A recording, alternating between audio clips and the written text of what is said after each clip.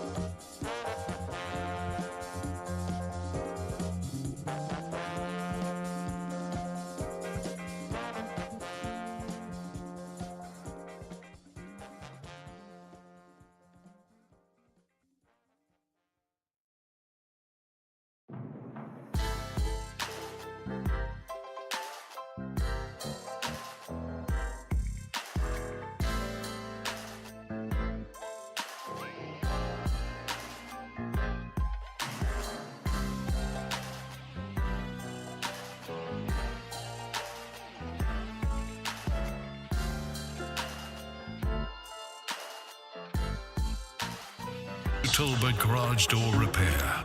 It's Fan Bowl 2024, August 10th at Hurtado Barbecue in Arlington. Your first chance to sign up begins Monday at 1053thefan.com. This segment is brought to you by Classic Chevrolet in Grapevine. They're the #1 Chevy dealer in the world, more Silverados than anyone else. This is Texas. This is Classic Chevrolet. Together, let's drive. Based on new Chevy registrations 2023.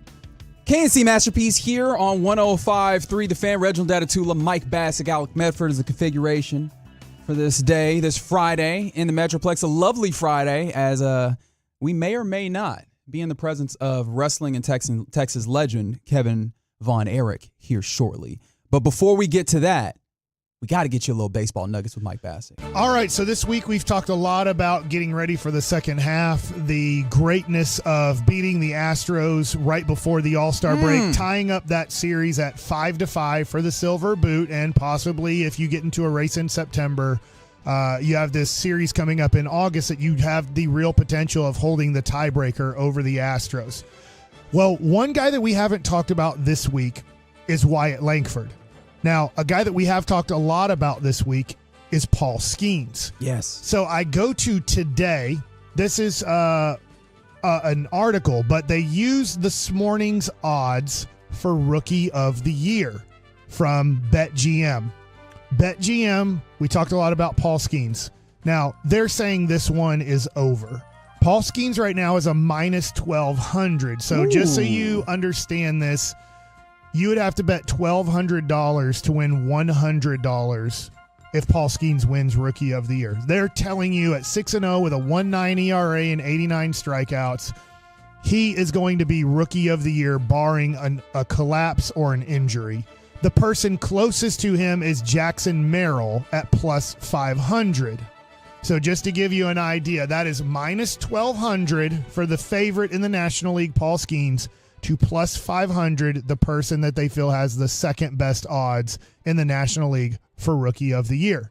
Now, if you wonder about American League rookies and who Wyatt Langford is possibly competing against, because everybody thought to start the year it was going to be a 3-person race. It was going to be in this order: Evan Carter 1, Jackson Holiday 2, and Wyatt Langford 3. Sure. I can remember this because I was in Las Vegas for the Super Bowl, and I looked at the odds for Rookie of the Year, and I remember the best odd, or not the best odds, but the guy that was favored was Evan Carter. The guy that was right behind him, Jackson Holiday. Then the guy that was in third was Wyatt Langford. He was at plus 750 before spring training started for the odds to win Rookie of the Year.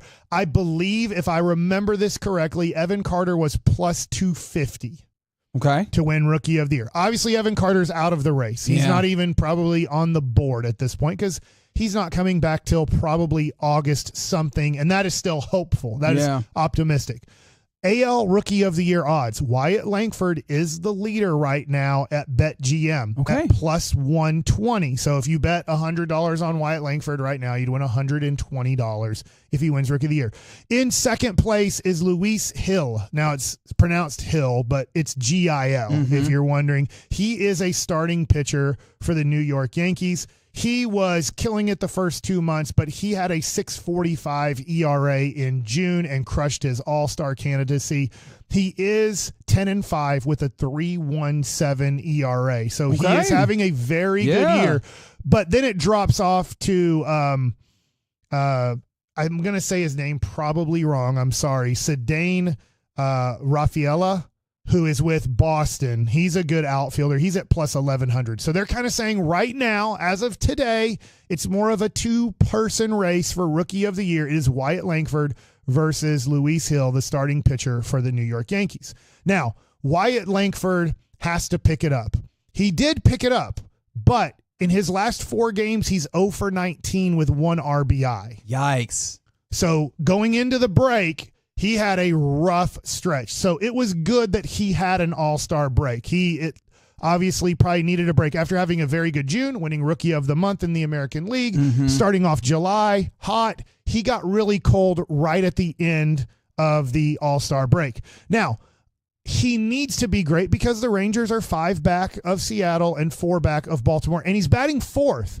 And until Josh Young comes back, I don't think that's changing. If you look at the lineup, Semien, Seager, they're always going to bat first and second. Absolutely. Josh Smith, who has had a great year, is batting third, and that's not going to change probably for a while. And hopefully it doesn't change, because the only reason it would change is if you wanted to put a righty there like Josh Young when he comes back, or Josh Smith slows down. And we'll get to that later in the show. For sure. But right now, he's locked in at 3. And at 4 right now is Wyatt Langford, because Adolis Garcia has struggled throughout the season.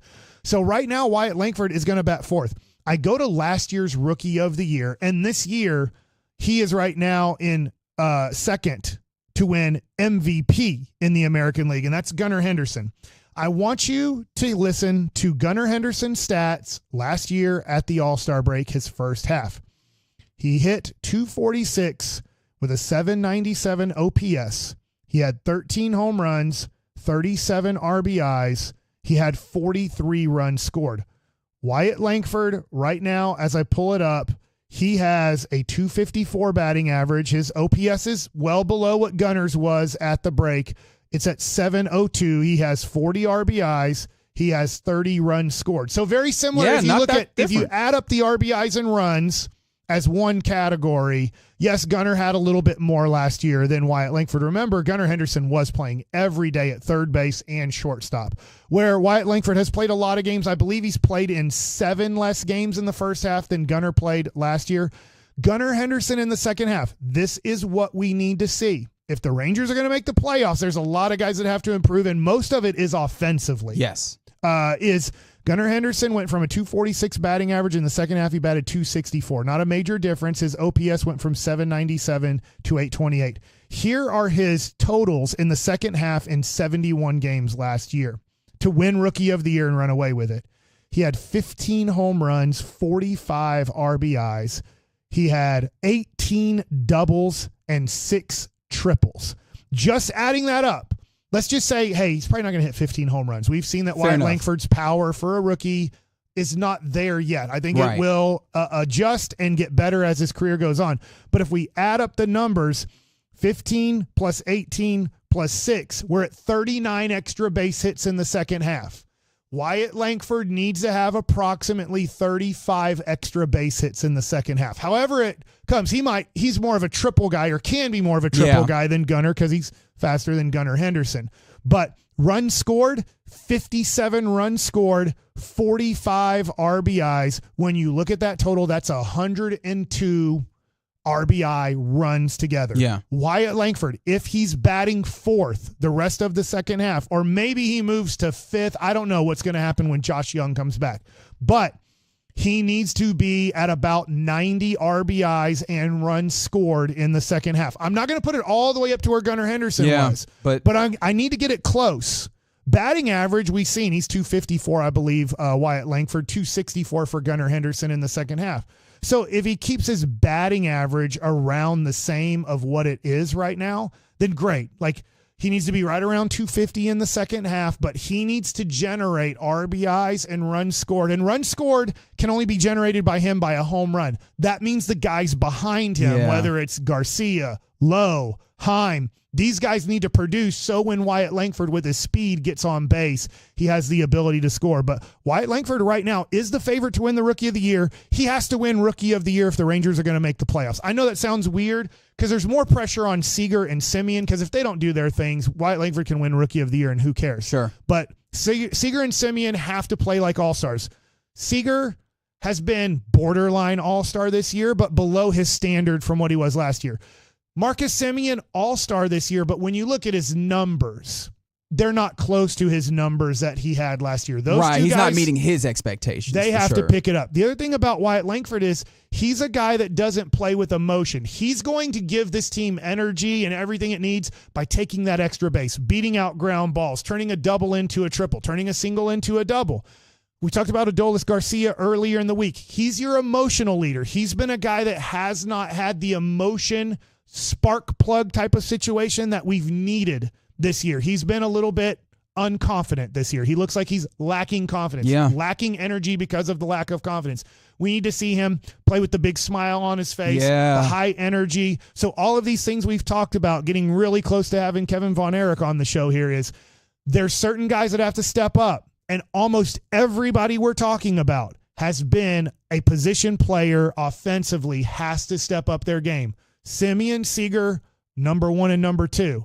And then I'll go to Garcia because he has more experience at doing this. He's a 2-time All-Star, been through it. He's a champion. And then Wyatt Langford, who's a rookie, a lot is on him. But when you're batting 4th in a lineup right now, you have to be a producer. And some of the necessity of him batting 4th is someone like a Garcia has not been on the game and at the expectation that you have of him. So obviously those others around him, but no, you're absolutely right. Wyatt Langford, I mean, everybody had all this hype, but in some ways he has to live up to it if your Rangers want to try and get to the postseason, try and repeat as World Series champions. A little bit of baseball nuggets with Mike Bassick here on the KNC Masterpiece on 105.3 The Fan. Coming up next, go ahead and hit us up, 877-881-1053.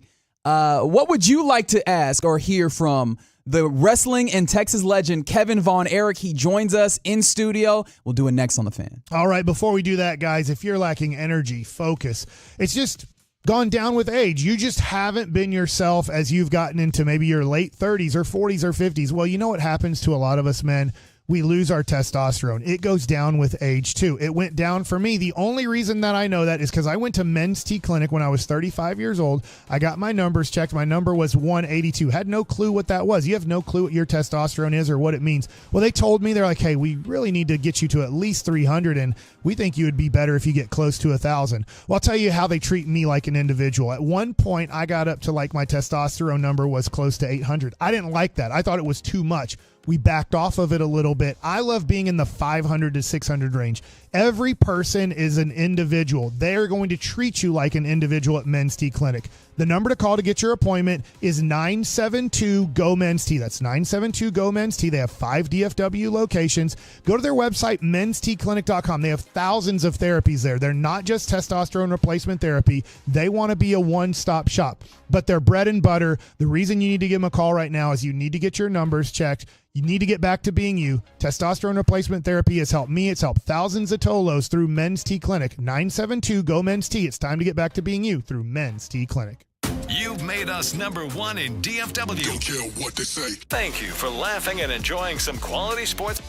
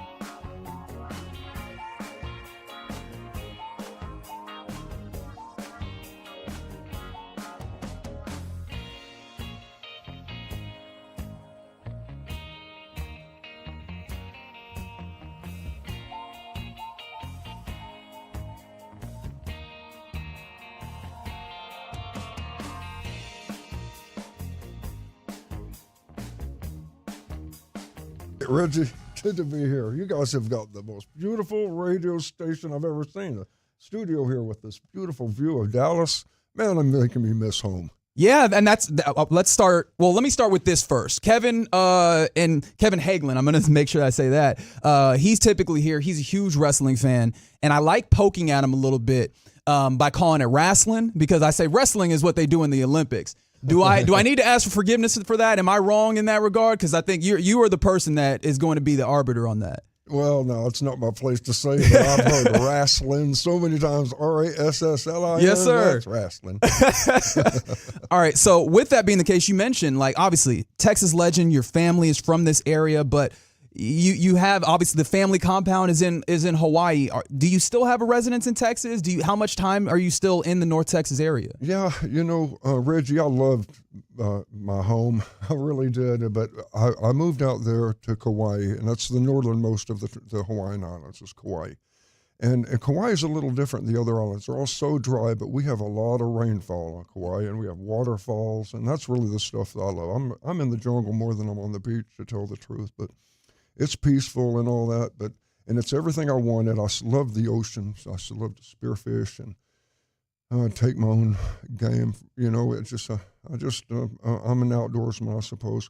But and so it was perfect for me. But I have children, and I have a wife, and I have grandchildren, and there's only 70,000 people on the whole island, and I want my granddaughters to have Texas boys to look at,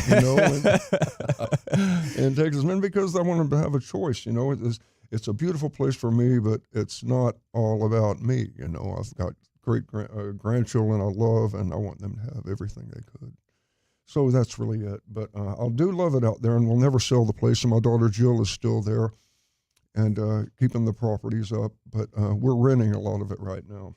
So Kevin Von Erich, through the movie, I went back. As a kid, I grew up here, and I went to the Sportatorium a few times, obviously watched a lot of wrestling on TV, and I went back on YouTube, and I just watched match after match after match. Now, my favorite wrestler as a child was Kerry Von Erich. That was the one that I was always rooting for. Everybody loved Kerry, yeah. And so I was wondering, through all of these matches that I've watched, there's plenty of them that you're in that are big time. Can you remember one that was your favorite? Do you have a favorite match that you wrestled in? Shoot, Mike, you got to think like this. I did it for so long. Yeah. And for over 20 years, because I had my last retirement match out in Israel, and I just kept going. But if it seems like you just have a match and you forget it. There's so many, you just can't remember it. And if it's on television, though, you look at it and go, oh, I remember. And then you can think where you were that day and everything. But otherwise, it's just another day and there's another dollar. So my question then off of that is, when you would wrestle at Texas Stadium, I've heard through interviews and stuff how hot it would be wrestling out there. Would you have to wrestle different when it was outdoors in a lot of heat versus, let's just say, if it was an air-conditioned arena, based off of like maybe the energy you're giving that you kind of have to conserve a little bit because you're wrestling at 90 plus degrees? It was over 100 on that football field. I'll tell you, it was. And when I played up in North Texas, that was our home field. We played in more than 4 games at Texas Stadium, so we considered home field. And Coach Fry would take aluminum foil and turn the shiny side down, put it in the bottom of our football shoes, because the field would really get that hot, kind of burn your feet. Yeah. And I remember in wrestling, sometimes we'd have outdoor shows, and me being barefoot, that mat can get really hot. And when the mat gets hot and dry, it gets slick. And so it's really, but a guy with boots on has better traction than I do. Okay. But if I can throw water up on that mat, then I'll have better traction than he will. Okay. So, but then in the heat of the Texas sun, that water evaporates fast, so you want to win quick. Yeah. Kevin, you mentioned that you did spend some time at North Texas playing football, and that making that jump, making that decision that football is not going to be my thing. I'm not going to go pro, and I'm going to go into the family business. What are the factors that went into that? What was the decision-making process like? Because it seems like you made the right decision there, but what was that like whenever you had to make the decision? Oh, man, that was probably like a lot of things are in life. At the time, I thought my life was over. I thought, if I can't play football, I don't even want to be here. I just loved football. It's all I thought about. I carried a football in my hand everywhere I went. I was a punter, a holder, a kicker, a fullback, a defensive end. I played all of them. I just loved the game. And but then with the knee injuries, I had to make that hard decision. And it's a good thing that I did too, because I knew that in wrestling, you can put your feet behind you, your legs behind you, and go to your belly and keep them out of jeopardy. But shoot, it was crushing, but if it hadn't have happened, if I'd have stayed in football, I don't think it, looking back on it, I was not really that good. When in North Texas, there were a lot of guys that were way better than I was. And I thought, shoot, in high school, I was so good. I could do everything. But at North Texas, all those guys were like experienced, experts at their position. If you were a guard, you were a left guard or a right tackle or left tackle. You played your position they're really all specialists. And it was a lot that step up, I can make myself, I'm going to win this. And yes, you do. Okay, this is what I'm doing. God's with me. And you're praying for this one thing. You're so sure it's where your target is. But then a day comes along where, nope, now you stop and change your life and go to this. And it was scary, man. It was like, I thought, I'm not going to, and then getting into wrestling, I didn't think I was very good at it. And, I was kind of an insecure kid. I was shy. And so I had my first match, and the girls really made a fuss, like screaming and all that, and making a real fuss. And so after my match, I saw that, and I thought, what's happening here? And I thought, it didn't make any sense why they would be acting like that. And I thought, my dad loved me so much, and he knew how nervous I was and how shy I was. And I'll bet he paid those girls off. And it embarrassed me, though. I thought, Dad, I can't ever wrestle again after this. You paid those girls. I know you paid them to do that. And he, he just, but then I realized that it was evidently wrestling at that time had been used to old men, mostly 40-year-old wrestlers. And here's a 18-year-old kid getting in the ring, and so they're all on my side, and you're, man, I'm really good. Look how much the people like me. But the reason the people like you is because you're not very good. Well, with that being the case, I mean, once you got into wrestling, I mean, obviously it really, became something special for you. And I know that your brother Kerry ended up being in the WWF, WWE, as it's referred to now. Did you ever have those aspirations of being in that particular federation? Well, Reggie, to tell the truth, when you have brothers die, somebody you love so much, and I'm not going to pretend I'm the only guy. No, everybody here has had somebody somewhere in your life get kicked in that spot, and life is tough. We have to be tough, though, because, we were, what did you just said? Oh, well, I mean, I was wondering if you ever had aspirations of being like Kerry in that way, where he went off and, wrestled with the WWF at that point. I'd seen a lot of suffering. I'd seen a lot of death. And family was so important to me. I'd had all my brothers with me, and to have them die one after another, it made me cling to what I had so much. Just cling to family. I couldn't stand for the girls to go out on dates. My two oldest are girls, and my two youngest are boys, so, but I was so worried I just had to trust God. And I actually read in the scripture where it said that I drained the chalice of reeling. I drained it to the dregs. And it's between me and God, but there was a time when it did not make any sense to me that I'd have such loss, and I was stomping my feet and throwing a fit about it. I wanted to know what these answers were. And now I do know. But at the time it was like, what are you doing? What is happening here? This is not fair. And I said to God, this is cruel. This is cruel. And I said bad things, and the scripture said to me, what God said to me, do you want to get out of the boat?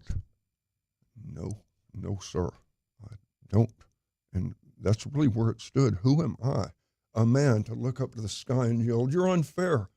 I'm a man. He's God. I don't get it. I don't understand, but I know I will because he has our best interest at heart.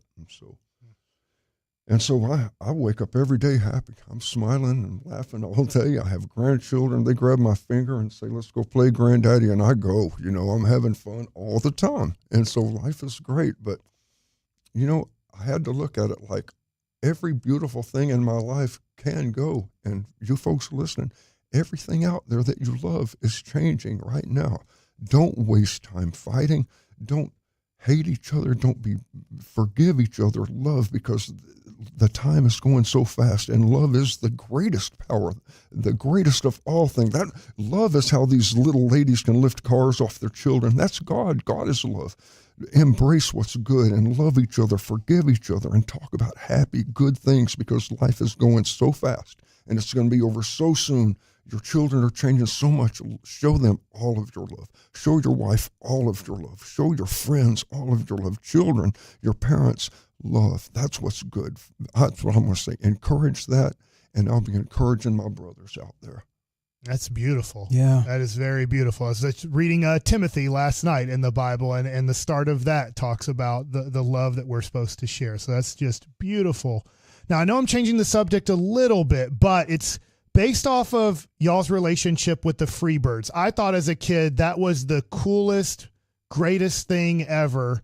The Freebirds and the Von Erichs, they hate each other. And I'm wondering, after it was over, was there love? Like, did you guys go share a beer after having a great tag team match, or were you guys kind of separated even when it came to out of the ring? Well, it kind of morphed. It morphed because at first it was like, these are the Freebirds, these are good athletes. We've told them, if you want to beat us, you're going to have to fight us, and so we knew that it was going to be rough, but then you begin to respect each other in a way where, like, I respected Terry Gordy so much, and Buddy Roberts, like a freaking crash test dummy. You couldn't hurt the guy. And Terry Gordy one night, we're in Fort Worth, and he shot me into the ropes, and he'd already lit me up with a clothesline and pinched a nerve in my shoulder. I couldn't even use my right arm for a year after that clothesline he hit me with, and he shot me in and to the ropes and bent over. And when you're coming off the ropes, if you grab the rope with your hand, you can kind of pull it and really kick hard. Okay. And so I was going to kick him really hard, and he went to move his head right at the last time, and I hit him right in the face with my shin bone foot. And I thought, I killed him. I know I killed him, because I've been in fights before where, that's a devastating thing. And I really thought I'd killed Terry. And he went to a knee, and I grabbed his head. I said, are you okay? He said, got some cobwebs, brother. That's all he said. He was so tough. Man, I admired him. And then you take somebody like Michael Hayes, who was brilliant for wrestling. He's got the best mouth out there, and I think he's better than Flair. I mean, the kind of stuff he comes up with, but he's Michael. That's him. That's inside him. Or you can't just snatch all that stuff out of the air. It's got to be in you somewhere, and that is Michael. I was talking to a guy early. It's because of him that we had music in wrestling. Really. Yeah. He started that back when we were wrestling in Atlanta. I was his tag team partner. And he started with that music, and I thought, man, if we did that in Dallas, because I always wanted to take that interesting little sound of a really good song like Stranglehold or Rush, like Harry's song. It starts off in interesting tingling music, and then an explosion of violent music, and and the people jump to that, and then kick the door open with the fog, and what an exciting feeling you could get from that, And then we loved the NFL, to watch those collisions in slow motion. That's what we wanted for our world-class show. Slow motion, the hitting the ground, and the momentum and inertia, But we also liked the music and the lasers and concerts. And so that's kind of what made World Class take off, is that we're young guys. The Freebirds wanted to be successful. We wanted to be successful. And we saw the TV ratings. Every time we get in the ring and hurt each other, they do better. And so the next week, we're going to hurt each other worse. And we're all into it, too. I mean, they loved it just as much as me and David Carey and Mike did. But it was just like Bill Irwin said, the stars were aligned. It was just perfect because they were just right for us. You know, big old Terry could go and you couldn't hurt Terry. I mean, you couldn't hurt Buddy Roberts. And then Michael with that silver tongue of his, he was just, it made for the perfect 6-man tag team. So the show and the technique. We're talking to Kevin Von Erich of the legendary Von Erich family here on the KNC Masterpiece 105 through the Fan. I did want to talk about this as, I mean, you probably more than anyone know how to evaluate a great wrestler. Your boys are wrestlers as well. In fact, they are a part of AEW's residency that's going to be here locally. First of all, like, how do you describe their style? And, I mean, if you have the insight into it, what do you think made the boys want to wrestle with AEW again? Well, I personally like AEW a lot better, and I love WWE. I like them, I really do. But there's a lot of differences. There are a lot of it. AEW is really cutting edge. I love that, and they've got an owner. The owner of the company is a fan. I mean, he loves the business, and a guy like that, he is that's the future. You have to have your heart in it, and but as far as my sons, they're like, I used to tell my boys, like, you don't want to wrestle.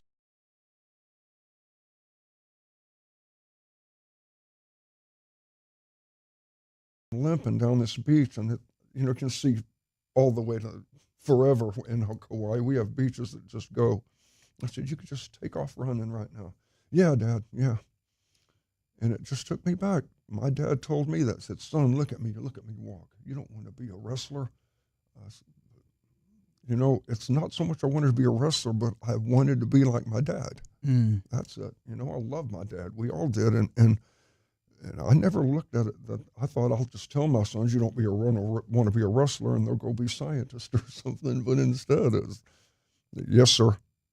And then next thing they get together, okay, this is what I want to do. That's what I want to do. And it's wrestling. That's everything they say is wrestling.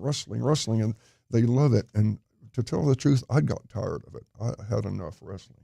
But having my sons there, it's just kicked me in the butt. And I'm loving it now. I mean, I love everything they do. I've just always it's been real easy for me to support them because I'm fascinated by them. Ross and Marshall are just, it's just like a dose of I'm not going to say adrenochrome, but I mean, it's like a dose of it's just rejuvenated me. It's just boosted me, and it's and I'm so glad. And I see them wrestle, and it's all I can do to not get choked up. It really is. It's so beautiful because I remember that being me, and I remember me worrying about what am I going to do with my arms, or is that girl looking at me, all this stuff.